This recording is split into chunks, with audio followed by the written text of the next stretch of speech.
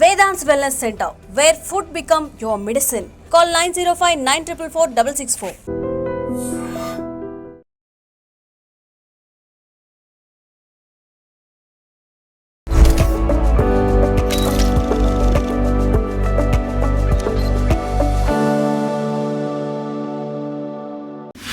ఇప్పటికీ క్యాన్సర్కి మూల కారణం ఏంటంటే సరే జెనెటిక్స్ కొంత చెప్తాము, కొంత లైఫ్ స్టైల్ అంటాం తప్ప దాదాపు 15 లక్షల కేసులు డయాగ్నోస్ అవుతున్నాయి ప్రతి సంవత్సరం. 9,30,000 మంది చనిపోతున్నారు. ఏ క్యాన్సర్ ఎక్కువగా మనకి కనిపిస్తుంది భారతదేశంలో? వెస్ట్రన్ పాపులేషన్తో సమానంగా మన పాపులేషన్లో కూడా కోలాన్ క్యాన్సర్లు, బ్రెస్ట్ క్యాన్సర్లు రైజ్ అవుతున్నాయి. ఇప్పుడు క్యాన్సర్ ఉంది అనడానికి మామూలుగా మీరు 3 నెలల్లో బాగా బరువు తగ్గారా? జబ్బును బట్టి, జబ్బు ఉన్న ప్రాంతాన్ని బట్టి, జబ్బు ఉన్న స్టేజ్ని బట్టి ఈ సర్వైవర్స్ 30 నుంచి 80% ఉన్నారు. అంటే ఒకప్పుడు సినిమాల్లో క్యాన్సర్ అంటే గ్లామరస్ వ్యాధి. యాక్చువల్లీ హీరోకి వస్తుంది, హీరో షాల్వా కప్పుకుని దుఃఖంలో కూడా ఒక గ్లామర్ కనిపించేది. అలాంటి క్యాన్సర్ ఇవాళ అట్టడుగు వర్గాల్లో కూడా ఇది ఏదో ధనికుల వ్యాధి కాదు. ఒక డాక్టర్, ఒక ముఖ్యమంత్రి అయితే మనసు 10 నిమిషాలు దాని మీద పెడితే ఎంత సాధించవచ్చు అనే దానికి. ఇందులో కూడా యాక్చువల్లీ నిజానికి మీరు లీడ్ తీసుకుని 2790 breast cancer screenings in single day కదా సార్? దానికోసం మీకు గిన్నెస్ రికార్డ్ ఒక అరుదైన ఒక బిరుదు వచ్చింది. సో మీకు క్యాన్సర్ అని చెప్పే ఆ విషయం చాలా కష్టతరం కదా సార్ మీకు కూడా? క్యాన్సర్ అని డయాగ్నోస్ చేయగానే ఎక్కడి నుంచో దూకి చనిపోవడాలు కూడా చూసాం. Hello and welcome to super doctors I dream exclusive సిరీస్లో మీ అందరికీ స్వాగతం. డాక్టర్స్ అందరూ సూపరే, కానీ సూపర్ డాక్టర్స్ అంటే ఎవరు అంటే సుదీర్ఘకాలం పాటు అది కేవలం వృత్తిగా మాత్రమే దాన్ని ట్రీట్ చేయకుండా వైద్య వృత్తిని మరో లెవెల్కి తీసుకెళ్ళాలి, సమాజానికి ఏదో విధంగా ఏదో ఒక కృషి చేయాలనే యజ్ఞంలాగా తలపెట్టిన వాళ్ళే మన సూపర్ డాక్టర్స్. ఇవాళ we have a legendary oncologist with us. ఎవరంటే డాక్టర్ రామ్మోహన్ రెడ్డి గారు. ఆంకాలజీతో వారి ప్రయాణం దాదాపు 3 దశాబ్దాల పాటు, అండ్ ఇందులో సర్జికల్ ఆంకాలజీతో పాటు ఇప్పుడు రేడియేషన్ ఆంకాలజిస్ట్గా వారు సుపరిచితులు. అండ్ అత్యధిక బ్రెస్ట్ క్యాన్సర్ స్క్రీనింగ్లు చేసినందుకు గాను గిన్నెస్ రికార్డ్ నెలకొల్పిన ఘనులు డాక్టర్ రామ్మోహన్ రెడ్డి గారు. వారి ప్రయాణం, క్యాన్సర్ లాంటి మహమ్మారిని జయించడం ఎలాగా, హోప్ ఉందా, మరి సంఖ్యలు పెరుగుతున్నాయి, ఏం చేయాలి, లైఫ్ స్టైల్ ఎలా మార్చుకోవాలి అన్నీ తెలుసుకుందాం. సార్ స్వాగతం, నమస్కారం. నమస్తే అమ్మా. స్వప్న గారు, సార్ మీ ఇంటర్వ్యూలో రెగ్యులర్గా చూస్తుంటాను. సార్ మీరు you have special I on health care. చాలా సంతోషం. మీలాంటి వాళ్ళ అవేర్నెస్ చాలా ముఖ్యం. ఈ అవేర్నెస్ ఎక్కువ అయ్యే కొద్దీ క్యాన్సర్ ఇన్సిడెన్స్ కూడా తగ్గించగలం, ప్రివెన్షన్ని చేయగలం. అందువల్ల చాలా సంతోషం. ఈ సూపర్ డాక్టర్స్ కార్యక్రమానికి నన్ను పిలవడానికి చాలా సంతోషపడుతున్నాను. సార్ చాలా ఆశ్చర్యకరమైన విషయం ఏంటంటే మీరు నిత్యం ఒక చాలా మహమ్మారి లాంటి రోగంతో డీల్ చేస్తున్నారు. అంటే దాదాపు రోజు ఒక శత్రువుతో పోరాడినట్టే. సో మీ ప్రయాణం ఎలా ఉంది సార్? 30 సంవత్సరాల మీ లైఫ్లో ఏం నేర్చుకున్నారు మీరు? What have you learned? Journey గురించి చెప్పాలంటే క్యాన్సర్ వైద్యం చేసేటప్పుడు యాజ్ ఎ జూనియర్ ప్రాక్టీషనర్గా మొదలుపెట్టినప్పుడు అందరి బాధలు 15%, 25% ఇంటికి తీసుకెళ్లేవాళ్ళం. మాకు కూడా దిగాలుగానే ఉండేది. యాజ్ ఐ స్టార్టెడ్ ట్రీట్ చేస్తూ ఉండగా ఎంతమందిని ఉపశమనం కలిగగలుగుతున్నాం, ఎంతమందికి క్యూర్ చేయగలుగుతున్నాం, అనవసరమైన డెత్ ఏమైనా మన చేతి మీదుగా అవుతుందా, అనవసరంగా ఎవరు మన చేతికి వచ్చిన తర్వాత, మనం చూసిన తర్వాత బ్రతికించగలిగిన వాళ్ళని కంపల్సరీగా బతికిస్తున్నామా లేదా అనే దాని మీద ఫోకస్ చేసిన తర్వాత దాదాపు 4-5 సంవత్సరాల తర్వాత అనుకోని మరణం సంభవిస్తే తప్ప బాధపడడం మానేసాం. ఓకే, ప్రతిస్పందించడం కాకుండా అసలుగా స్పందించి వైద్యం చేయడం, నయం చేయడం, వాళ్ళకి కావలసిన వసతులు కల్పించడం, వాళ్ళకు ఉన్నంతలో సంపూర్ణంగా నయం చేయడానికి అన్ని ఏర్పాట్లు చూడడంలో ఫోకస్ చేసిన తర్వాత ఆ బాధ ఇంటికి రావడం మానేసింది. విచిత్ర విషయం ఏంటంటే సార్, ఇంత వైద్య పరిశోధన కొనసాగుతూ ప్రపంచవ్యాప్తంగా ఇప్పటికీ క్యాన్సర్కి మూల కారణం ఏంటంటే సరే జెనెటిక్స్ కొంత చెప్తాము, కొంత లైఫ్ స్టైల్ అంటాం తప్ప ఎందువల్ల దాని మూలం ఏమిటి అని ఒక్క బ్రెస్ట్ క్యాన్సర్, ఒక హెచ్పివి లాంటి సర్వైకల్ క్యాన్సర్ తాలూకు తప్ప ఎందుకు కనుక్కోలేకపోయాం సార్ ఇంతవరకు? కనుక్కోగలిగితే అంత చక్కగా సరైన కారణం, లైక్ పోలియో అనుకోండి, పోలియో వైరస్ వల్ల వచ్చింది, దానికి వ్యాక్సినేషన్ వేసినా నిర్మూలించేసేయగలిగాం. స్మాల్ పాక్స్, చికెన్ పాక్స్ ఇట్లాంటివన్నీ కూడా కరెక్ట్గా ఒకే కారణం ఉంటే దాన్ని సంపూర్ణంగా నయం చేయడం చాలా సులభం. క్యాన్సర్ బై డెఫినేషన్, క్యాన్సర్ గురించి నిర్వచనంలోనే ఏముందంటే క్యాన్సర్ ఒక వ్యాధి కాదు, ఒక వ్యాధుల సమూహం. ఒక వయసులో రాదు. కడుపులో ఉన్న గర్భస్థ శిశువు దగ్గర నుంచి కాటికి కాళ్ళు చాపిన పెద్దవారి వరకు ఎవరికైనా రావచ్చు.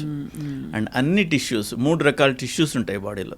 ఎపిథీలియల్ టిష్యూ అని, ఎండోథీలియల్ టిష్యూ అని, కనెక్టివ్ టిష్యూ అని. వాటిలోంచి సబ్ డివిజన్స్, రకరకాల టిష్యూస్ ఉంటాయి. ఏ టిష్యూలో నుంచి అయినా రావచ్చు. రైట్. ఏ ఏజ్ అయినా రావచ్చు, ఏ టిష్యూ అయినా రావచ్చు, అండ్ ఏ శరీర భాగంలో అయినా రావచ్చు. రైట్. శరీరానికి సంపూర్ణంగా కప్పిపెట్టిన స్కిన్ మీద కూడా చాలా ఎక్కువ. అదృష్టవశాత్తు మనం ఇండియాలో ఉన్నాం కనుక స్కిన్ క్యాన్సర్స్ మనకు తక్కువ. మెలనిన్ ఎక్కువ ఉంటుంది కాబట్టి మన స్కిన్లో. అవును. మిగతా ఈ తెల్లవాళ్ళు నివసించే ప్రాంతాల్లో అంతా skin cancer has become one of the very common cancers. So మనకు అది లేదు.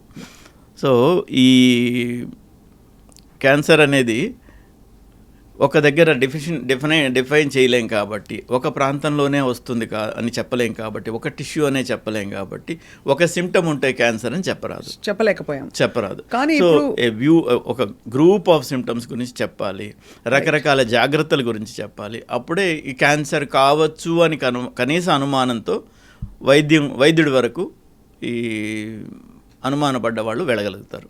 ఆ తర్వాత డయాగ్నోసిస్ ఈజీ ఉంటుంది. దాదాపు ఈ ఒక్క పార్ట్ చక్కగా మనం చేయగలిగితే దాదాపు ఇప్పుడు వచ్చే క్యాన్సర్స్ని 125% తేగలం, 75% ప్రివెంట్ చేయగలం. ఇది చాలా పెద్దది. అంటే ఈరోజు ఉన్న పరిస్థితుల్లో భారతదేశంలో ప్రతి సంవత్సరం దాదాపు 15 లక్షల కేసులు డయాగ్నోస్ అవుతున్నాయి ప్రతి సంవత్సరం. కొత్త కేసులు అంటే రోజుకి 4,000 కేసులు అవుతున్నాయి. 9,30,000 మంది చనిపోతున్నారు ప్రతి సంవత్సరం. అంటే ప్రతిరోజు 2,500 మంది చనిపోతున్నారు క్యాన్సర్ బారిన పడి 2,500 మంది చనిపోతున్నారు. కేవలం ఒక్క భారతదేశంలోనే మన దేశం వరకే. మన దేశంలో ఒక చిన్న మంచిగా చెప్పుకోదగిన విషయం ఏంటంటే దాదాపు 18% పాపులేషన్ ఇండియాలో ఉంటే వరల్డ్ పాపులేషన్లో 10% క్యాన్సర్లు ఇండియాలో ఉన్నాయి.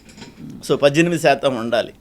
సో మనం ఉన్న జాగ్రత్తలు కావచ్చు, మన ఆహారపు అలవాట్లు కావచ్చు, మనకు ఉన్న అంతో ఇంతో ఉన్న వైద్య పరికరాలు కావచ్చు, వైద్యుల గొప్పతనం కావచ్చు, గవర్నమెంట్స్ చేసే యాక్టివిటీస్ కావచ్చు, వాళ్ళు ప్రొవైడ్ చేసే స్కీమ్స్ కావచ్చు, వీటన్నిటి మూలంగాను దాదాపు ఉండవలసిన దానికంటే 8% తక్కువ ఉందని నేను అనుకుంటాను. చాలా పెద్ద వరం అయితే మన ఐ వుడ్ సే మన వైద్య విధానాలు, మన మూలాలు అన్నిటికంటే మన పునాదులు చాలా గట్టిగా ఉంటాయంటారు కదా సార్. సార్, ఏ క్యాన్సర్ ఎక్కువగా మనకి కనిపిస్తుంది భారతదేశంలో? ఇప్పుడు సర్వైకల్ అండ్ బ్రెస్ట్ క్యాన్సర్ మహిళల్లో ఎక్కువగా ప్రబలుతోంది అంటున్నాము. ఇది ఇప్పటికి కూడా అదే వాస్తవమా, లేకపోతే ఇంకేమన్నా కొత్త క్యాన్సర్లు పుట్టుకొచ్చాయా? క్యాన్సర్లు కొత్తగా పుట్టుకురావడం ఏం కాదు, అంతకుముందు డయాగ్నోజ్ కానివి కూడా డయాగ్నోజ్ అవుతున్నాయి, నెంబర్ 1. ఇంకొకటి ఫీమేల్లో తీసుకుంటే అంతకుముందు సర్వైకల్ క్యాన్సరే ప్రిడామినెంట్గా ఉండేది. ఇప్పుడు బ్రెస్ట్ క్యాన్సర్ కూడా ఆ లెవెల్కి వెళుతోంది. ముఖ్యంగా మన ఆహారపు అలవాట్లు మారడం కావచ్చు, సెడెంటరీ లైఫ్ స్టైల్కి రావడం వల్ల కావచ్చు, and high volume of refined sugars తీసుకోవడం కావచ్చు, ఇట్లాంటి వాటితోని వెస్ట్రన్ పాపులేషన్తో సమానంగా మన పాపులేషన్లో కూడా కోలాన్ క్యాన్సర్లు, బ్రెస్ట్ క్యాన్సర్లు రైజ్ అవుతున్నాయి. ఇప్పుడు క్యాన్సర్ ఉంది అనడానికి మామూలుగా మీరు 3 నెలల్లో బాగా బరువు తగ్గారా, ఇంకేదైనా సిమ్టమ్స్ ఉన్నాయా, బాగా అలసట ఫీల్ అవుతున్నారా, ఇలా జనరల్గా కొన్ని చెప్పుకుని తెలుసు సార్. మామూలుగా అసలు ఒక యాన్యువల్ స్క్రీనింగ్ కాకుండా మనకి నిర్ధారించుకోవడానికి మన వెల్నెస్ ఏమేమి ఉంటాయి సార్ సిమ్టమ్స్? మా శరీరంలో ఎక్కడైనా అన్నీ నొప్పి ఉండాలని, అన్నీ ఇబ్బంది పెట్టాలని లేదు. ఇబ్బంది ఉన్నది కానీ, ఇబ్బంది లేనిది కానీ, అసాధారణంగా ఏదైనా అనిపిస్తే వెంటనే చెక్ చేసుకోవడం చాలా ముఖ్యం. శరీరంలో ఎక్కడైనా ఒక గట్టితనం కానీ, గడ్డ కానీ అనిపిస్తే వెంటనే చెక్ చేయించుకోవాలి. అది సాధారణమైనదే కావచ్చు, అసాధారణమైనది నిర్ణయం చేసుకోవాలి కదా, దానికోసం డాక్టర్ని సంప్రదించాలి. తర్వాత ఎక్కడైనా శరీర భాగాల్లో ఏదైనా దెబ్బ తగిలితేనో లేకపోతే ఏదైనా ఇన్ఫెక్ట్ అయితేనో చిన్న అల్సర్ రావడం అనేది సహజం. అలాంటి అల్సర్స్ 2 నుంచి 3 వారాలలో మారిపోతాయి. మానిపోకుండా మన శరీరమే దాన్ని నయం చేస్తుంది. మానిపోకుండా లాంగర్ పీరియడ్స్ ఉన్నాయి, 6 వారాలు, నెలలు అయిపోతున్నాయి, అలాగే ఉంది. అది ఏంటి అని ఒక చిన్న బయాప్సీ తీసుకొని చూడాలి కనుక డాక్టర్ని సంప్రదించాలి. దగ్గు, అందరికీ గొంతు రాపులు, దగ్గులు కామన్, సహజంగా వస్తూ ఉంటాయి, పోతూ ఉంటాయి. వారం కాకపోతే 2 వారాలు, కాకపోతే 3 వారాల్లో పోతాయి. 6 వారాలు అంతకంటే ప్రొలాంగ్డ్గా దగ్గు ఉండడం, చేంజ్ ఆఫ్ వాయిస్ ఉండడం, స్వరంలో మార్పు ఉండడం, ఇట్లాంటి వాటిలో ఉన్నప్పుడు తప్పనిసరిగా చెక్ చేయించుకోవాలి. ఆ తర్వాత ఎక్కడైనా ఎనీ డిశ్చార్జ్ అంటాం, స్రావం ఎక్కడి నుంచి అయినా ఏదైనా కారుతున్నట్టుగా అనిపిస్తే సాధారణమైన ప్రదేశాలలో లైక్ మెన్సువల్ ఫ్లో లాంటివి సాధారణమైన ప్రదేశాలలో కూడా అసాధారణమైన టైంలో వస్తాయి, రైట్. తర్వాత ఎక్కడైనా అట్లా డిశ్చార్జ్ అవుతుందంటే వెంటనే ఎందువల్ల అవుతుందో చూసుకోవాలి, అదొకటి. తర్వాత 40 సంవత్సరాల తర్వాత కొత్తగా డిస్పెప్సీ అలాంటివి, ఆహారం తినడానికి పొట్ట ఉబ్బరంగా ఉంది, తినలేకున్నాను, ఆకలి సరిగా లేదు, మార్పులు ఉన్నాయి అనుకున్నా. అండ్ ఇంకొకటి మోషన్ పోయేటప్పుడు చేంజెస్ రావడం, మోషన్లో బ్లడ్ పడడం, మూత్రంలో బ్లడ్ పడడం, మూత్రం పోవడానికి అబ్స్ట్రక్షన్ రావడం, తర్వాత దగ్గినప్పుడు ఎప్పుడైనా హిమాప్టైసిస్ అంటాం, ఉమ్మిలో రక్తం ఉండడం, ఇలాంటివి ఉన్నప్పుడు జాగ్రత్తగా చూసుకోవాలి.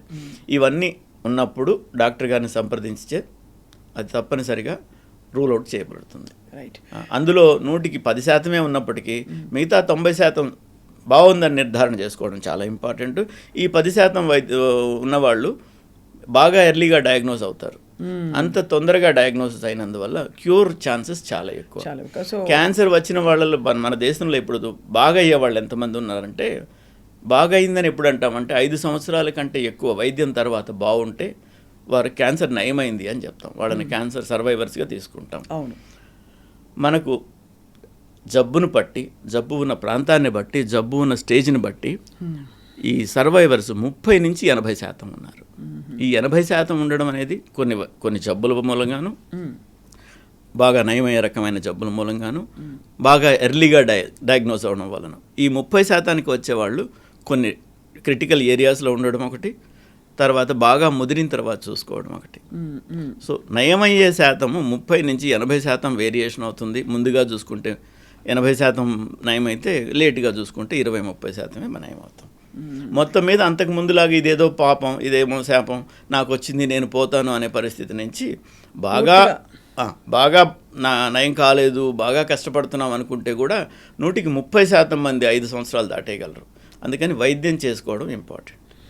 సార్, మీరు క్యాన్సర్ చిత్రపటాన్ని ముఖ్యంగా జంట నగరాలకు సంబంధించి వైద్యంలో మార్పులు తీసుకురావడం అండ్ అందరికీ అందుబాటులో తీసుకురావడం, చాలా అడ్వాన్స్ టెక్నాలజీలో మీది కీలకమైన హస్తం ఉంది సార్. సో ఇప్పుడు అడ్వాన్స్మెంట్స్ ఎలా ఉన్నాయి sir in terms of radiation కావచ్చు, మీరు సర్జరీలు కూడా చేస్తున్నారు కాబట్టి సర్జికల్ ఆంకాలజీలో కానీ కీమోథెరపీలో కానీ? లక్కీలీ అమ్మ, నేను ఈ ట్రాన్స్ఫార్మింగ్ సినారియో టైంలో నేను కరెక్ట్గా హైదరాబాద్లో ఉన్నాను, నా అదృష్టంగా భావిస్తాను దాన్ని. ఈ హైదరాబాద్లో 97లో నేను ప్రాక్టీస్ స్టార్ట్ చేసేటప్పుడు government hospital MNJ cancer institute అంటారు, అక్కడ 2 క్యాన్సర్ మిషన్స్ ఉండేవి, కోబాల్ట్ మిషన్స్ అంటారు. అండ్ ఇంకొకటి బీబీ క్యాన్సర్ హాస్పిటల్ అని ఒక హాస్పిటల్లో ఉండేది, మెడ్విన్ అని ఒక హాస్పిటల్ ఉండేది, అందులో ఒకటి ఉండేది, సిడిఆర్ వాళ్ళది ఒక క్యాన్సర్ సెంటర్ ఉండేది. ఈ 4 సెంటర్లో 4 సెంటర్లు మాత్రమే ఉన్నాయి 2 స్టేట్స్కి కలిపి. అప్పుడు కామన్ ఆంధ్రప్రదేశ్ అంటే ఊర్లో ఎవరికైనా క్యాన్సర్ వచ్చినా, ఎవరికి ఎక్కడ వచ్చినా హైదరాబాద్కి రాకపోతే వైద్యమే లేదన్నప్పుడు డయాగ్నోస్ చేయడం కూడా మానేస్తున్నారు ఊర్లలో.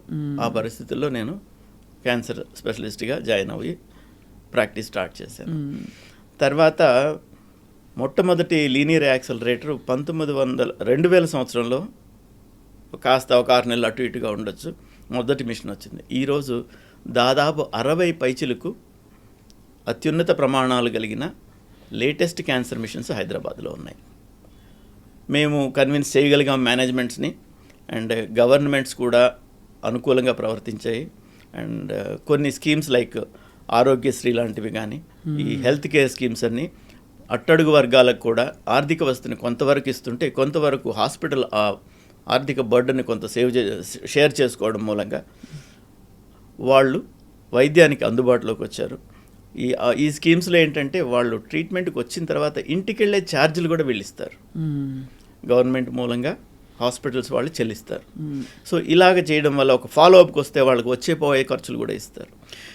ఈ విధంగా ఉండడం వల్ల ఈ క్యాన్సర్ కేర్ ప్రొవైడర్స్ ప్రైవేట్ సెగ్మెంట్లో కూడా విపరీతంగా వచ్చి ఈరోజు మనం క్యాన్సర్ కేర్కి దాదాపు ఒక హబ్గా తయారయ్యాం. అంతకుముందు బొంబాయిలో కాస్త బాగా ఉండేది, అండ్ చెన్నైలో కాస్త ఉండేది, మిగతా చోట్లంతా నామమాత్రంగా ఉండేది. ఈరోజు ఒక రకంగా చెప్పాలంటే బొంబాయికిను హైదరాబాద్ చెన్నైకి ధీటుగా కొన్ని ఏరియాస్లో వాటిని దాటుకుని మరీ ముందుకెళ్ళిపోయాం. ఈరోజు మన దగ్గర ఎక్విప్మెంట్ ఇది లేదు అని చెప్పడానికి లేకుండా అన్ని ఎక్విప్మెంట్లు హైదరాబాద్లో ఉన్నాయి. అన్నీ ఒక హాస్పిటల్లో లేకపోవచ్చు, వైద్యులకు వసతి ఉంది. మేము ఎక్కడికైనా వెళ్ళి ఏ వైద్యమైనా చేయగలుగుతాం. మిషన్ ఫలానా మిషన్ కావాలంటే ఫలానా హాస్పిటల్ ఉందంటే అక్కడికి వెళ్ళి చేస్తాం కనుక హైదరాబాదు ఈ చుట్టుపక్కల వాళ్ళందరికీ ఒక వరం లాంటిది అది. ఇంకొకటి, ఆఫ్రికా ఖండంలో దాదాపు 50 పైచిలకు దేశాలు ఉంటాయి. వాటి నుంచి దాదాపు 30 దేశాల నుంచి Hyderabad is preferred destination. Hyderabad ముఖ్యంగా క్యాన్సర్ కోసం హైదరాబాద్కి పరిగెట్టుకొచ్చేంత ఉన్నత స్థితికి మెడికల్ కేర్ వచ్చింది. అవును సార్, చాలా గొప్ప పరిణామం అది. అంటే చాలామందిని చూస్తుంటాం, అన్య దేశస్తులు ఇక్కడికి వచ్చి క్యాన్సర్ హాస్పిటల్, ఇక్కడ బసవతారకం కావచ్చు, ఇంకా ఇతర పెద్ద పెద్ద హాస్పిటల్స్ ఒమేగా కావచ్చు, ఇక్కడ చుట్టూ తిరగడం వాళ్ళు వైద్యం కోసం. సార్, ఈ 15 లక్షల మంది కేసులు మీరు చెప్పారు. ఆ 15 లక్షల మంది డెమోగ్రఫిక్స్ అవి స్టడీ చేసి ఉంటారు కదా, అసలు క్యాన్సర్కి వాళ్ళ స్థితిగతులు. ఎందుకంటే ఒకప్పుడు సినిమాల్లో క్యాన్సర్ అంటే గ్లామరస్ వ్యాధి. యాక్చువల్లీ హీరోకి వస్తుంది, హీరో షాల్వా కప్పుకుని అది కూడా ఒక విధమైన దుఃఖంలో కూడా ఒక గ్లామర్ కనిపించేది. అలాంటి క్యాన్సర్ ఇవాళ అట్టడుగు వర్గాల్లో కూడా ఇది ఏదో ధనికుల వ్యాధి కాదు, అందరికీ వస్తుంది అని అనడానికి, మరియు ఇమ్యూనిటీ అండ్ జీవన పరిస్థితులు వాటికి దగ్గర అనుబంధం ఉన్నట్టు మనకు తెలిసిందా? Do we have any data to suggest that? Data అని కాదమ్మా, ఒక యూనిఫైడ్ డేటా లేదు, కానీ దాదాపుగా ఈ డెమోగ్రఫిక్ స్టడీస్ మూలంగా అయితేమి, ఈ రకరకాల కారణం తెలియనందువల్ల మనం చేసే పరిశోధనల మూలంగా అయితేమి, ఇవన్నీ క్యాన్సర్ హేతువులు అని కొన్ని డయాగ్నోస్ చేసి అనుకున్నాం. వాటిల్లో ముఖ్యమైనది టొబాకో. దాదాపు 35% జబ్బులు క్యాన్సర్లు ముఖ్యంగా టోటలీ టొబాకో మూలంగా. ఈ పొగాకుని ఏ విధంగా వాడినా ప్రమాదమే. రైట్. ఈ పొగాకు వాడకపోవడం, అధికంగా ఆల్కహాల్ తీసుకోకపోవడం, ఇవి రెండు చాలా ముఖ్యమైనవి. ఇవి మనం డబ్బిచ్చి జబ్బును కొన్నట్టు. కరెక్ట్. అవును సార్, డబ్బిచ్చి కొనకండి. సో మనకు అట్టడుగు వర్గాల్లో కనిపించే క్యాన్సర్స్ ఎక్కువ మరి పొగాకు రిలేటెడ్ లేదు ఆల్కహాల్ రిలేటెడ్ అని చెప్పచ్చా? ఎందుకంటే మీరు షుగరీ ఫుడ్స్, లైఫ్ స్టైల్ ఇవన్నీ కొంచెం అర్బన్ సెంట్రిక్ ఫినామినా. బట్ రూరల్లో మనకు అంత ఈ మోడర్న్ ఎక్కువ కార్బోహైడ్రేట్స్, షుగర్స్ తినడం లాంటి ఫినామినా ఉండకపోవచ్చు, కష్టపడి పనిచేస్తారు, అయినా రూరల్ స్టేటాలో కూడా మనం క్యాన్సర్ చూస్తున్నాం. ఈ డైకాటమీ ఎలా సార్? దీని మూలంగా ఏంటంటే చెప్పాల్సింది, ఈ వైవిధ్యం ఎందువల్ల ఉంది అంటే, ధనిక వర్గానికి వచ్చే క్యాన్సర్లు విడిగా ఉంటే పూర్ పీపుల్కి వచ్చే వ్యాధులు విడిగా ఉన్నాయి. ఓకే. అప్పుడు వాళ్ళకి అంతకు ముందంతా ఇండియాలో మొత్తం మీద ఇన్ఫెక్షియస్ డిసీజెస్, అంటువ్యాధులు, వీటితోనే ప్రాణాపాయం ఉండేది. ఆ స్టేజ్ దాటేసాం, అవన్నీ నయం చేస్తున్నాం. ప్రపంచానికే వైద్యాన్ని అందించే స్టేజ్కి మనం వచ్చాం. ప్రపంచం మొత్తానికి వ్యాక్సిన్లు సప్లై చేసే స్టేజ్కి మనం వచ్చాం. అవన్నీ తగ్గినందువల్ల ఏమైందంటే మిగతావి cardiac problems, cancer related problems ఎక్కువగా కనిపిస్తున్నాయి. అదొకటి. అండ్ ఏజ్ రిలేటెడ్ ప్రాబ్లం అని కూడా ఒక రకంగా చెప్పవచ్చు. అంటే ఏజ్ పెరిగే కొద్దీ క్యాన్సర్ ఇన్సిడెన్స్ పెరుగుతూనే ఉంటుంది. పెరుగుతూనే ఉంటుంది. అంచేత పుట్టినప్పుడు 9% మందికి నిర్ధారణ అయిపోయినట్టే క్యాన్సర్ వస్తుందని. పుట్టిన ప్రతి 100 మందిలో 9 మందికి క్యాన్సర్ వస్తుంది with age in their life time. ఏదో ఒక స్టేజ్లో 100కి 9 మందికి వస్తుంది. మనకి ఈరోజు ఉన్న ఇన్సిడెన్స్ల ప్రకారం 9% తక్కువేం కాదు, మనకున్న పాపులేషన్కి చాలా ఎక్కువ వస్తుంది. సో మీరు ఆహారం గురించి మనం మాట్లాడుకున్నాం. సో వాళ్ళకు ఉండే జబ్బులు వేరే, వీళ్ళకు ఉండే జబ్బులు వేరే. ఆహారం చేసుకోవాలి. ఎక్సర్సైజ్, వాళ్ళు బై డిఫాల్ట్ ఎక్సర్సైజ్ చేస్తారు, బావిలో నీళ్లు చేస్తారు, పొలం పనులు చేసుకుంటారు, అన్నీ చేసుకుంటారు. సో దానికి రిలేటెడ్ వాళ్ళకి రావు. వాళ్ళ ఆహార పదార్థాల్లో సరిపోయేంత రోయేజ్ అంటే డైటరీ ఫైబర్ ఉంటుంది. డైటరీ ఫైబర్ ఉంటుంది కనుక కోలానిక్ క్యాన్సర్స్ వాళ్ళకు ఉండవు. బ్రెస్ట్ క్యాన్సర్స్ తక్కువ, శ్రమపడి పని చేసుకుంటారు కనుక బ్రెస్ట్ క్యాన్సర్స్ తక్కువ. అన్హైజీనిక్గా ఉండడం ఇట్లాంటి మూలంగా సర్వైకల్ క్యాన్సర్స్ కొంచెం ఎక్కువ. అది టొబాకో యూజ్ చేయడం వల్ల టొబాకో రిలేటెడ్ క్యాన్సర్స్ ఎక్కువ. లంగ్ ఓరల్ క్యాన్సర్స్ ఎక్కువ.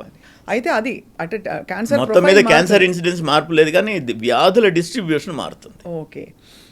కానీ స్టేట్ మీరు చెప్పినట్టు సార్ వచ్చిన వాళ్ళకి డబ్బులు ఇచ్చి కూడా పంపించడం అన్నది ఒక నాన్ కమ్యూనికబుల్ డిసీజ్కి ఇలాగా ఇన్వెస్ట్ చేయడం గొప్ప విషయమే. ఎందుకంటే కమ్యూనికబుల్ డిసీజెస్ అందరికీ వచ్చేస్తుంది, వాళ్ళ తలకాయ నొప్పి స్టేట్ కని ఆలోచించడం వేరు. కానీ దీన్ని ఇంత ముందుకు తీసుకెళ్లడంలో మీలాంటి వాళ్ళు ముందుండడం సార్ చాలా మేలు చేసింది. ఈ విషయంలో ఒక డాక్టర్ ఒక ముఖ్యమంత్రి అయితే మనసు 10 నిమిషాలు దాని మీద పెడితే ఎంత సాధించవచ్చు అనే దానికి రాజశేఖర్ రెడ్డి గారు మహోన్నతమైన వ్యక్తి, వారు ఎగ్జాంపుల్ అమ్మా. వారు గనక ఈ ప్రాజెక్ట్ చేసి ఉండకపోతే రాజీవ్ ఆరోగ్యశ్రీ అనే ప్రాజెక్ట్ చేశారు. ఈరోజు ఆ ప్రాజెక్ట్ని వరల్డ్ వైడ్ స్టడీ చేస్తున్నారు.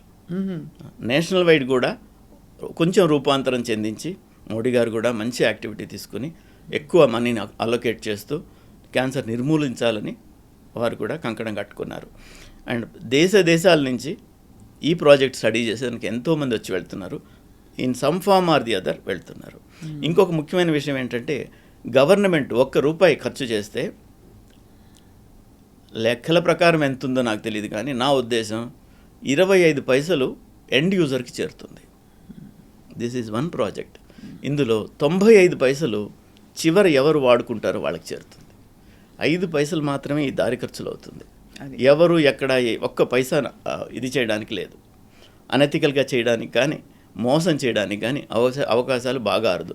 దాని సూపర్వైజింగ్ సిస్టమ్ కూడా అంత బాగుంది. ఇలాంటి హెల్త్ సిస్టమ్స్ కానీ స్టార్ట్ అయితే అన్ని స్టేట్స్లో అయితే ఈ ఇన్సిడెంట్స్ని తగ్గించవచ్చు. ఇంకొక బాధాకరమైన విషయం, దాన్ని జాగ్రత్త చేసుకోవాల్సిన విషయం ఏంటంటే వైద్యం చేయడానికి ఉన్న ఉబలాటం డాక్టర్కి కానీ పొలిటీషియన్స్కి కానీ ప్రైవేట్ హాస్పిటల్స్కి కానీ గవర్నమెంట్ హాస్పిటల్స్కి కానీ వైద్యం చేయడానికి ఉన్నంత ఉబలాటం వైద్యానికి పేషెంట్ రాకుండా చేయాలి, జబ్బు రాకుండా చేయాలి అనే దాని మీద లేదు.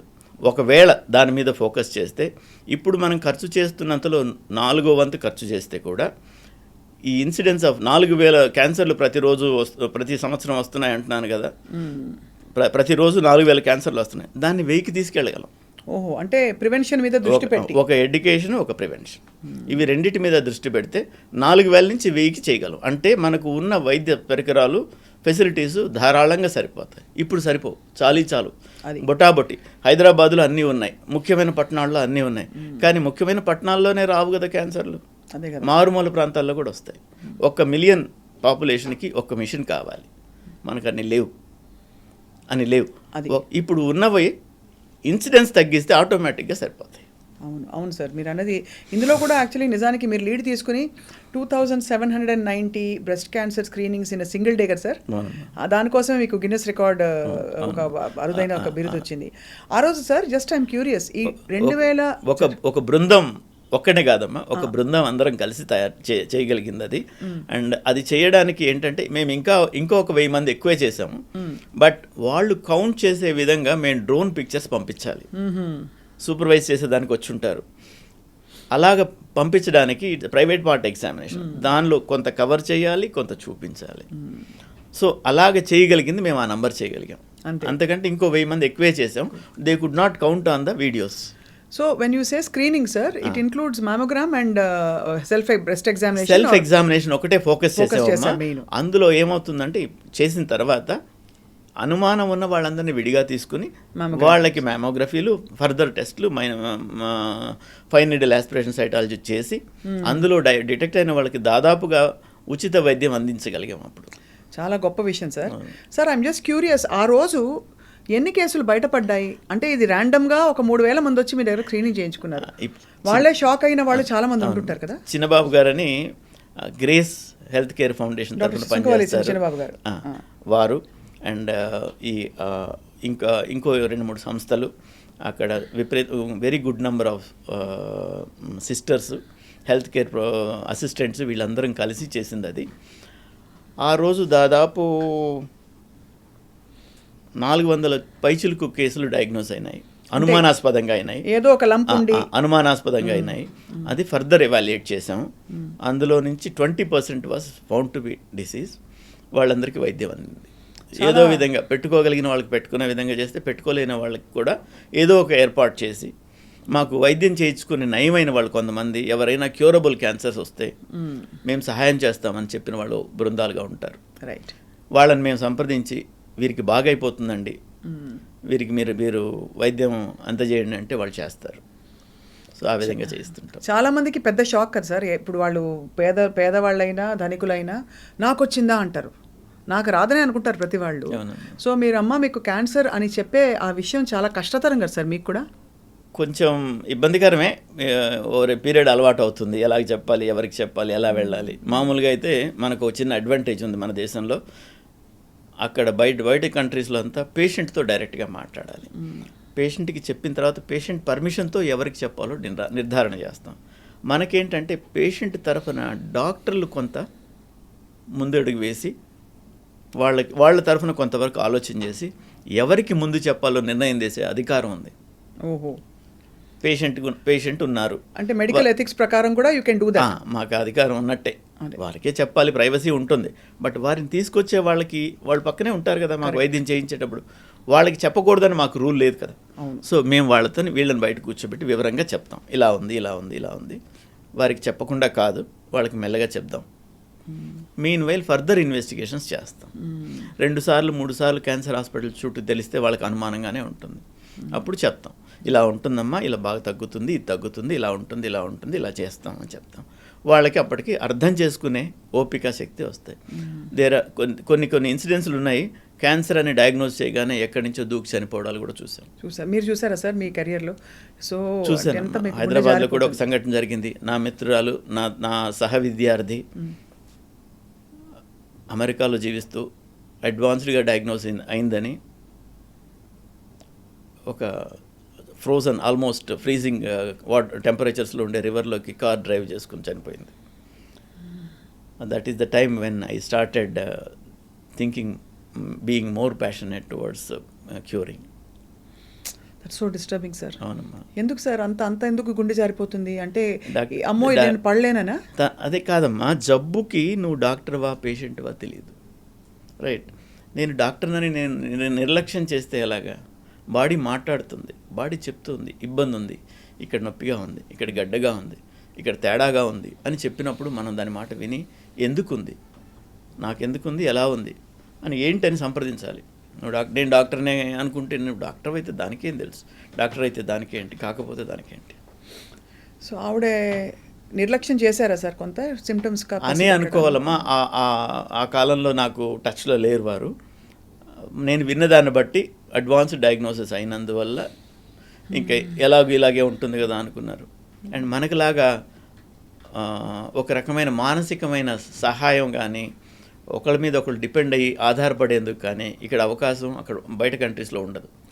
వారి భర్త లేకపోతే వాళ్ళ పిల్లలు, అంతకుమించి వాళ్ళకి ఏ విధమైన సహాయం అందదు. భారం కాకూడదని కూడా చాలామంది ఇలాంటి అన్నీ ఉంటాయి కదమ్మా. ఇప్పుడు ఒకళ్ళుగా ఆలోచన చేసినప్పుడు, ఇప్పుడు ఒక కిలో బరువు తీసుకోండి, చేతిలో పట్టుకోండి, కిలో బరువే సహాయం, దానికి ఏం అక్కర్లేదు. సాయంత్రం దాకా పట్టుకోండి తెలుస్తుంది, అదే ఒక టన్ అవుతుంది.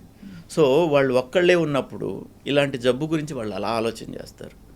చాలా ప్రచండ వేగంతో దాన్ని పెద్ద చేసేసుకుంటారు, విపరీతమైన ఎక్కువగా ఊహించేసుకుంటారు. అందులో ముఖ్యంగా డాక్టర్ కనుక ఏముంటాయి ఎలా ఉంటాయని తెలుసు కాబట్టి వాటిని అన్నీ మ్యాగ్నిఫై చేస్తారు. ఇప్పుడు మనకు మనం వైద్యం చేసే మందుల్లో వాంతులు నరికొట్టేదానికి మందు ఉంటుంది, దాని మీద సైడ్ ఎఫెక్ట్లలో వాంతి రావడం కూడా రాసి ఉంటుంది. అది రైట్. సో సైడ్ ఎఫెక్ట్స్ ఎప్పుడో ఏదో వచ్చేదాని గురించి ముందుగా తీసుకోవడం కరెక్ట్ కాదు. మీరు అన్నీ చెప్తూనే ఉంటారు, ప్రివెంట్ అవ్వాలి, చూపించుకోవాలి, అన్నీ చెప్తూనే ఉంటారు, మీడియాలో మేము చెప్తుంటాము. అయినా ఇంకా స్టేజ్ 4 వచ్చేవాళ్ళు కామన్గా ఉన్నారు, స్టేజ్ 3 వచ్చేవాళ్ళు కామన్గా ఉన్నారు. 97తో పోల్చుకుంటే 1997తో పోల్చుకుంటే ఇప్పుడు స్టేజ్ 4లు 3లు బాగా తగ్గాయి. అంతకుముందు ఎవరైనా ఎక్కడైనా బయట ప్రయాణంలోనో ఎక్కడో దగ్గర ఎవరైనా తారసపడి నమస్కారం డాక్టర్ గారు అంటే వాళ్ళు ఏం చెప్తారో వార్త అని భయపడేవాళ్ళం. ఏ 6 నెలలకో 3 నెలలకో చనిపోయారు, వచ్చి తిడతాడా, ఏమంటాడు, ఏమైందో వాళ్ళ పేషెంట్కి, ఇలాంటివి ఉండేది. ఇప్పుడు అలా కాదు, సర్వైవర్స్ చాలా ఎక్కువ ఉన్నారు. నేను చెప్పాను ఇందాక మీకు ఇన్సిడెంట్స్ అప్పుడు చెప్పాను, 4,000 ప్రతి సంవత్సరం డయాగ్నోజ్ అయితే 2,500 మంది చనిపోతున్నారంటే 1,500 మంది బతికుంటున్నారు. 1,500 మంది లాంగ్ పీరియడ్ ఉంటున్నారు. వాళ్ళందరూ కూడా ఫర్ ఎగ్జాంపుల్ నా దగ్గర ఉన్న పేషెంట్స్లోనే తీసుకుంటే పసి బిడ్డలతో వచ్చి ఈ బిడ్డలు ఎలాగా అనుకున్న వాళ్ళందరూ వాళ్ళకి పెళ్ళిళ్ళు అయ్యేంత వరకు జీవించారు. ఇంకా కూడా జీవిస్తున్నారు. అదే. కొంతమంది ఆ తర్వాత చనిపోయినప్పటికీ వాళ్ళ ఫ్యామిలీకి వాళ్ళు చేయాల్సిన పనులన్నీ సంపూర్ణంగా చేసుకుని పోతున్నారు. ఇందులో మేము ఉన్నందుకు మేము సంతోషపడతాం. ఖచ్చితంగా సార్, డెత్ ఇస్ ఇన్ఎవిటబుల్. మనం అంటే వ్యాధి వచ్చినా రాకపోయినా ఏదో టైంలో వెళ్ళిపోవాలి. కానీ మీరు అన్నట్టు బాధ్యతలు సంపూర్ణంగా మనం వచ్చిన పర్పస్ నెరవేరిన తర్వాత అకాల మరణానికి దూరం చేయగలిగితే అంతకంటే అదొక విజయమే ఒక విధంగా చూసుకుంటే. సార్, మీరు అత్యంత ఘనతగా చెప్పుకునే ఒక కేసు మాతో పంచుకోండి సార్. ఎలా అయితే ఇప్పుడు మీరు మీ మిత్రులను చెప్పారు, ఆయన జీవించే ఉన్నారు కనుక ఆయన పేరు చెప్పనండి. పర్లేదు సార్, నాకు దగ్గర మిత్రుడు, విషయం చెప్పండి అంతే. దగ్గర మిత్రుడు ఒక పేరున్న ఒక వైద్య హాస్పిటల్కి వెళ్ళారు. వారు రొటీన్ స్క్రీనింగ్ చేయించుకున్నారు. దాదాపు తాటికాయ ప్రమాణంలో పొట్టలో ఒక గడ్డ ఉంది. డాక్టర్ గారు అక్కడ చూశారు, స్క్రీనింగ్ చేశారు. రివ్యూ ఆఫ్టర్ 6 months అని రాసి పంపించారు. ఈ రివ్యూ ఆఫ్టర్ 6 months ఎవరు వస్తుందంటే అండి, హెల్త్ స్క్రీనింగ్లని పెట్టిన వాళ్ళందరూ ఏం చేస్తున్నారంటే దాని మీద మానసికంగా ఫోకస్ లేకపోవడం వల్ల దాన్ని వివరంగా పట్టించుకోవట్లేదు. అదేదో ఒక ఇన్కమ్ సోర్స్ లాగా చూస్తున్నారు. నువ్వు చేసావు, అన్ని ఇన్వెస్టిగేషన్స్ చేసావు, అయిన తర్వాత you should read it properly. తాటికాయ అంత గడ్డ ఉంటే 8 ఇంచులు, తాటికాయ అంటే 7 నుంచి 8 ఇంచుల సైజు ఉన్న గడ్డ పొట్టలో ఉంటే ఫాలో అప్కి రమ్మని రాశారు అదే హాస్పిటల్లో. ఎందువల్ల అంటే ఒక వయసైన జూనియర్ డాక్టర్ని పెడతారు. వయసైన జూనియర్ డాక్టర్ నోట్ చేసుకోండి అమ్మా. ఎంబీబీఎస్ డాక్టర్లలో పోస్ట్ గ్రాడ్యుయేషన్కి వెళ్ళిపోయే వాళ్ళం చాలామంది ఉంటాం. అవును, కొంతమంది అక్కడ ఆగిపోతాం. వాళ్ళల్లో సీనియర్స్ని చూసుకుని వీళ్ళు బాగా చూస్తారు అనే ఉద్దేశంతో హాస్పిటల్ నియమిస్తుంది. వాళ్ళు బాగా చూడకపోవచ్చు, వాళ్ళు చదువుకుని వదిలేసిన దగ్గర ఆగిపోయి ఉండొచ్చు. వాళ్ళు చదువుకుని వదిలేసిన దగ్గర ఆగిపోయి ఉంటే ఈరోజు వచ్చిన టెక్నాలజీ కానీ శాస్త్ర పరిణామం కానీ వాళ్ళకి తెలియదు. అది చూసి బయటకు పొమ్మనంటే ఆయనకు తెలియదు, సంపూర్ణంగా తెలియదు. ఈయన ఏంటి అంత పెద్ద హాస్పిటల్ చూసిందని ఈయన వచ్చేసాడు. మనం అనుకోగానే ఉంటాం కదా. నేను తెలిసినప్పటికీ మామూలుగా ఆయన నన్ను డ్యూటీ డాక్టర్ అనుకున్నాడో ఏమనుకున్నాడో తెలీదు. ఏదో రోజు మాట వరుసకి రిపోర్ట్స్ చూపించారు. రిపోర్ట్స్ చూసి ఇది ఇలా ఉందండి, తాటికాయ ప్రమాణంలో గడ్డ ఉంది మీకు, అది ఏంటని తప్పనిసరిగా చూసుకోవాలంటే అంత పెద్ద హాస్పిటల్ వాళ్ళు చూశారు. అంత పెద్ద హాస్పిటల్లో చెయ్యంది నువ్వు చెప్తావా నాకు? So he did not believe. నేను చెప్పింది నమ్మకమే లేదు. దాని తర్వాత కాదండి, అక్కడ పేరున్న డాక్టర్లు వాళ్ళు ఉన్నారు, వీళ్ళు ఉన్నారని 3-4 పేర్లు ఆ హాస్పిటల్ వాళ్ళకి చెప్పి వాళ్ళని వెళ్ళి కలవండి, వాళ్ళని కలిస్తే మీకు న్యాయం జరుగుతుందని చెప్పాను. వెళ్ళి కలిశారు. వెంటనే ఆపరేషన్ చేయాలని చెప్పారు డాక్టర్ గారు. ఆపరేషన్ చేసే పరిస్థితి లేదు నాకు తెలుసు. ఉన్న ఇన్వెస్టిగేషన్స్ వాళ్ళు చేసినవే నా దగ్గర ఉన్నాయి, నాకు ఒక కాపీ ఉన్నందువల్ల. లేదు. ఎందుకు లేదు సార్? అంటే మరీ పెద్దగా ఉందనా గడ్డ? అది సుపీరియర్ మీసెంట్రిక్ ఆర్టరీ అని ఒక చాలా పెద్ద ఆర్టరీ అమ్మ, ఇంటెస్టైన్స్కి సప్లై చేస్తుంది. ఓ, అది ఇన్వాల్వ్ అయ్యి ఉంది, దాని చుట్టూ ఉంది. ఆ తాటికాయ మధ్యలో ఆ రక్తనాళం వెళుతుంది. సో ఇది తీసేస్తే అది కూడా, అది కట్ చేయాలి. తీసేస్తే అది కూడా పోయేదానికి ఫెసిలిటీస్ పెట్టుకుని చేయొచ్చు. అది బైపాస్ చేసుకుని లైక్ వాస్కులర్ గ్రాఫ్ట్కి రెడీ చేసుకుని ఈ వాస్కులర్ గ్రాఫ్ట్ వేస్తూ ఇది చేయొచ్చు అనేది ఉంది. అలా చేస్తున్నారేమో అనుకున్నాను వాళ్ళు చేద్దామంటే. ఆపరేట్ చేసేస్తారు. అది బయటే తెలుస్తున్నది, లోపలికి వెళ్ళిన తర్వాత ఇలా ఉందని వార్త. అక్కడి నుంచి ఎవరో బంధుమిత్రులు చేస్తే వాళ్ళు నాకు ఫోన్ చేశారు. ఎలాగో ఆపరేషన్ చేశారు కనుక నీడిల్ బయాప్సీ కంటే ఓపెన్ బయాప్సీ చాలా వివరాలు తెలుపుతుంది, పెద్ద బయాప్సీ తీసుకొని పంపించండి అని చెప్పాను. పెద్ద బయాప్సీ తీసి పంపించారు. దాన్ని న్యూరో ఎండోక్రైన్ ట్యూమర్ అంటారమ్మా. న్యూరో ఎండోక్రైన్ ట్యూమర్ అని తెలిసింది. ఆ న్యూరో ఎండోక్రైన్ ట్యూమర్కి అంత సైజులో ఉన్నప్పుడు ఆపరేషన్ చేయలేని పరిస్థితుల్లో ఆల్టర్నేట్గా ఏం చేయొచ్చు అని చూస్తే కొంచెం కీమోథెరపీ ఇవ్వడం వల్ల ప్రయోజనం ఉంటుందని తెలిసింది. 17-18 సంవత్సరాల కిందట అప్పుడు కీమోథెరపీ కూడా మేమే ఇచ్చేవాళ్ళం. నేను రేడియేషన్ ఆంకాలజిస్ట్ని బేసిక్గా, బట్ మా ట్రైనింగ్ మెడికల్ ఆంకాలజీలో కూడా అయినందువల్ల ఇప్పుడు డివిజన్ వచ్చింది. సో నేనే కీమోథెరపీ ఇచ్చాను. కీమోథెరపీ ఒక 6 cycles ఇచ్చిన తర్వాత 3 భాగాలు తగ్గింది, ఒక భాగం ఉంది. అప్పుడు మరలా ఆపరేషన్ చేసి దానికి అదే హాస్పిటల్కి వెళ్ళి ఆపరేషన్ చేయించుకున్నారు. బాగా తగ్గింది, మొత్తం తీసేయలేకపోయారు. అండ్ అక్కడెక్కడైతే మిగిలిందో అక్కడ క్లిప్స్ పెట్టి పంపించమన్నాను నా వసతి కోసం, రేడియేషన్ గురించి. క్లిప్స్ పెట్టి పంపించారు, వైద్యం చేశాను, బాగా అయిపోయింది. అప్పుడే కొత్తగా ఇమేజ్ గైడెడ్ రేడియోథెరపీ అనే టెక్నాలజీ అప్పుడే కొత్తగా వచ్చింది హైదరాబాద్కి. అప్పుడు ట్రీట్ చేసాం, బాగా అయ్యారు వారు. తర్వాత 15 సంవత్సరాల తర్వాత ఆయనకి ఆపరేషన్ అంత పెద్దది 2 సార్లు చేసిన మూలంగా ఒక హెర్నియా వచ్చింది. ఓహో. ఆ హెర్నియాకి మరలా అదే ప్రముఖ వైద్యశాలకు వెళ్ళి మరలా పరీక్ష చేయించుకున్నారు. డాక్టర్ గారు అన్ని వివరంగా టెస్టులన్నీ చేశారు. కానీ ఒక టెస్ట్ రిపోర్ట్ చూడడం మానేశారు. అది CT scan of the abdomen. అందులో లివర్లో మెటాస్టాటిక్ డిపాజిట్స్ ఉన్నాయి. ఆయన మళ్ళా వాళ్ళు వెళ్ళారు, చూశారు, ఆపరేషన్ చేయాలన్నారు, ఆపరేషన్ చేశారు. అదృష్టవశాత్తు ఏమి కాకుండా ఆ ఆపరేషన్ చక్కగా సక్సెస్ఫుల్గా అయింది, బయటపడ్డారు. తర్వాత ఎప్పటిలాగా నాకు రిపోర్ట్స్ తీసుకొచ్చి మళ్ళీ చూపించారు.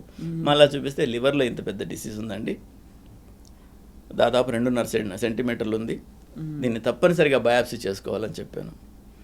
మిత్రుడు హెసిటేట్ చేశాడు. మరలా ఇంకా 2-3 చూపించుకున్నారు. అందరు చేయించాలంటే అప్పుడు నా దగ్గరికి వచ్చాడు. మరలా బయాప్సీ చేసాం. It was found to be metastatic deposit in the లివర్లో అప్పుడే కొత్తగా సైబర్ నైఫ్ అనే చికిత్సా విధానం వచ్చింది ఇక్కడికి. అప్పుడు సైబర్ నైఫ్ ద్వారా ట్రీట్మెంట్ చేసాం. ట్రీట్మెంట్ చేస్తే సంపూర్ణంగా తగ్గింది. 5 సంవత్సరాలు గడిచిపోయాయి. 5 సంవత్సరాలు గడిచిన తర్వాత ఇప్పుడు మరలా లివర్లో వచ్చింది. రైట్. అప్పుడు ఆయనకి చిన్న పిల్లలు ఇప్పుడు సెటిల్ అయిపోయారు. పిల్లలు యుఎస్లో ఉంటున్నారు, బాగా చదువుకున్నారు, మంచి ఉద్యోగాలు చేసుకుంటున్నారు. ఆయన కూడా 60+ వచ్చారు. రైట్. ఆ తర్వాత మరలా వచ్చింది. మరలా ఇంకో చికిత్సా విధానం వచ్చింది. చికిత్సా విధానం వచ్చింది. దాన్ని లుటీషియం థెరపీ అంటాం. రేడియో యాక్టివ్ న్యూక్లియైడ్స్ ఇస్తాం. అదేంటంటే అక్కడ కాన్సన్ట్రేట్ అయ్యి మైక్రోమీటర్స్ డిస్టెన్స్ వరకు రేడియేషన్ ఎమిట్ చేసి అక్కడున్న సెల్స్ని చంపుతుంది. డిఫ్యూజ్ డిసీజ్ లివర్లో ఉంటే కూడా ఇప్పుడు మరలా నయమైంది, మరలా బాగున్నారు. 18 సంవత్సరాలు దాటింది, నడుస్తున్నారు. చాలా పెద్ద విజయం సార్. అంటే కొత్త ఆధునిక వైద్య విధానాలతో దీంట్లో మనం ముఖ్యంగా నేర్చుకోవాల్సింది ఏంటంటే, చాలా జబ్బులకి సంపూర్ణమైన వైద్యం లేనప్పటికీ మేము వైద్యం చేస్తాం. తగ్గదు కదా, ఎందుకు చేస్తున్నామని అడిగేవాళ్ళు మాకు కామన్. తగ్గదు. రేపు వచ్చే మందుతో తగ్గొచ్చు, రేపు వచ్చే వైద్య విధానంతో తగ్గొచ్చు. రేపటిదాకా నేను తీసుకెళ్ళాలి. ప్రయత్నమే అక్కడ పరమావధి. అదమ్మా, అది చాలా గొప్పగా ఉంది sir. It's such a fulfilling journey మీకు. సార్, మీ విజన్ ఏంటి సార్? మీరు ఒక సూపర్ డాక్టర్గా ఇవాళ ఇన్ని విషయాలు మాతో పంచుకుంటున్నారు. సో నేను ముఖ్యంగా ఏం చెప్తానంటే అమ్మా, ప్రివెన్షన్ ఎంకరేజ్ చేయడం చాలా ముఖ్యం అమ్మా. అవును. నేను ఈ అనుభవాలతో వివిధ దేశాలలో నేను వైద్యం చేసిన అన్ని చోట్ల నాకు ఇన్విటేషన్స్ వస్తున్న మూలంగా I'm working on their health care schemes. Because మనం ఆఫ్రికా దేశంలో చాలా ఆఫ్రికా ఖండంలో చాలా దేశాలలో మనం 1980లో ఎలా ఉన్నాం, 85లో ఎలా ఉన్నాం, అలా ఉన్న వాళ్ళు ఉన్నారు. అవును సార్. రైట్. ఇంకా కరెంట్ లేదు, ఇంకా చివరి విలేజ్కి బస్సులు లేవు. 20 కిలోమీటర్లు 30 కిలోమీటర్లు వస్తే తప్ప మెయిన్ రోడ్డు కనపడదు. ఇలాంటి దూరాలలో ఉన్నాయి. వాళ్ళంతగా వాళ్ళ జర్నీ స్టార్ట్ చేసి కంప్లీట్ చేసుకోవాలంటే వాళ్ళకి 50 ఏళ్ళు పట్టొచ్చు. మనం ఇన్వాల్వ్ అయితే 5 నుంచి 10 ఏళ్లలో చేయగలుగుతాం. అది ఎంకరేజ్ చేస్తున్నాను. నా వల్ల అయితే చేస్తానమ్మా. సో ప్రపంచం అంతా వసుధైక కుటుంబం. ఇవన్నీ మనం గీసుకున్న గీతలు, గోడలే. మనకు ఇంకా మనం చేయాల్సినవి ఉన్నాయి. బట్ గవర్నమెంట్లు యాక్టివ్గా పార్టిసిపేట్ చేస్తున్నాయి కనుక మన గోల్స్ మనం త్వరలోనే రీచ్ అవుతామని నేను అనుకుంటున్నాను. చివరిగా సార్, పసరు వైద్యాలు ఇవన్నీ ఇంకా నమ్మకాలు కంటిన్యూ అవుతున్నాయి. క్యాన్సర్ వస్తే ఆకు వైద్యం చేస్తే పోతుంది రాచపుండుకి అని కానీ, సరే ఇంకా ఇతర థెరపీలు, ఆక్సిజన్ థెరపీ, ఓజోన్ థెరపీ, రకరకాల ఆల్టర్నేటివ్ వచ్చేసాయి sir. What is your opinion about that? అమ్మా, టోటల్గా నేను కొట్టేయలేను, కానీ నేను దాని గురించి కామెంట్ చేసేంత మిగతా వైద్య విధానాలలో నాకు నాలెడ్జ్ లేదు కనుక నేను కొట్టేను. తప్పనిసరిగా అనుసరించమని చెప్పను. 2 ఉన్నాయమ్మా. ఒకటి, రకరకాల వైద్య విధానం. ఇప్పుడు అలోపతి అంటాం మా వైద్య విధానాన్ని. అలోపతి అంటే ఏంటో తెలుసమ్మా? ది అదర్ ప్రాబ్లం అంటే ఇది వైద్యం అన్నట్టే లేనే లేదు. దాని మీనింగ్ తీసుకుంటే ది అదర్ ప్రాబ్లం. వేలికి ఇన్ఫెక్షన్ వచ్చింది అనుకోండి, ఆ ఇన్ఫెక్షన్ ఎక్కువైతే చనిపోతారు. యాంటీబయాటిక్స్ లేని రోజుల్లో ఆ వేలు తీసేసేవాళ్ళు. అదర్ ప్రాబ్లం నిలబడిపోయినట్టే కదా. వేలికి వచ్చిన వాళ్ళు ఇన్ఫెక్షన్ ఎక్కువై చనిపోయే శాతం 5% ఉంటే వైద్యం చేయాలంటే 100%కి వేలు పోతుంది. అవును. So that is the reason for coining this name. అప్పుడు అన్ని వైద్య విధానాలు ఉన్నాయి, ఇప్పుడు ఉన్నాయి. అందులో నుంచి ఈ అలోపతి వాళ్ళు ఏం చేశారంటే, చాలా ముఖ్యంగా చాలా నోటబుల్ పాయింట్ ఇది, ఒక పసరు ఉంది, అందులో ఏది యాక్టివ్ ప్రిన్సిపల్, యాక్టివ్ ఇంగ్రీడియంట్ ఏంది, ఆ పసర్లన్నీ వీళ్ళు అనలైజ్ చేశారు. అనలైజ్ చేసినాక ఇది మాలిక్యూల్ అన్నప్పుడు ఆ మాలిక్యూల్ని ఐడెంటిఫై చేశారు. దాన్ని ట్యాబ్లెట్ గానో ఇంజెక్షన్ గానో ఎలా బాడీలోకి పంపించడం సులభం ఉంటుందో అలా చేశారు. దాన్ని 100 మందిలో పరిశోధనలాగా చేశారు. 100 మందికి ఫలానా జబ్బున వాళ్ళకి ఇది ఇచ్చారు, వాళ్ళలో ఎలా ఉంది. మిగతా అందరూ ఒప్పుకోరు కదా, మిగతా 100 మంది వైద్యం తీసుకోలేదు, వాళ్ళు ఎలా ఉన్నారు. కంపారిటివ్ స్టడీ చేసినందువల్ల ఇందులో బాగా అవుతుంది అనుకున్నప్పుడు ఇది బాగుంది, దీన్ని ఫర్దర్ ఎంత డోస్ ఇవ్వాలి, ఇలాంటివన్నీ పరీక్షలు యానిమల్స్లో వాటిలో అంతా చేసి కరెక్ట్గా అల్లోపతి వైద్యం అబ్జర్వ్ చేసుకుంటుంది. ఇలా ఎన్నో మందులు ఆయుర్వేదం నుంచి అలోపతిలో ఉన్నాయి. సో అలాగ అన్ని సిస్టమ్స్ నుంచి కూడా ఉండుండొచ్చు. నాకు ఆయుర్వేదం ఇక్కడ జరిగేది మనం చూస్తున్నాం కనుక కొన్ని చెప్పగలుగుతున్నాను. మిగతా అన్ని వైద్య విధానాల నుంచి అంతో ఎంతో వస్తుంది. రైట్. ఇవన్నీ తీసుకుని ఎదుగుతూ వెళ్తోంది ఇది. ఈ ఆయుర్వేదం వీటికి వచ్చేటప్పటికి ఏమవుతుందంటే, ఆయుర్వేదం గురు శిష్య పరంపర.